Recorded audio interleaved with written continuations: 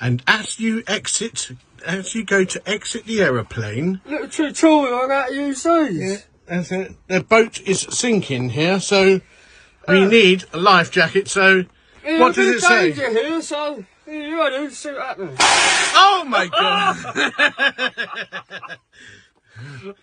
And there's your flotation device, should you need it, in the event of a plane crash. Yeah. Now, let me try one on. You stay there for It's now. quite comfortable, actually. Carry on recording me. Oh, let's have it. And I will try this one on.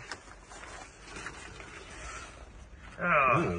That one, look at that. It looks like it's about to blow up. It It looks like it really has blown up. It's alright. That one? Oh, look at that. Nice and rusty. Oh, look, you've got the double Do you rubber think there. that's going to be really dangerous to inflate? Oh, that crack in. Plenty more years left in that. Right, ready? Right, there we go, away we go. Oh, is that it?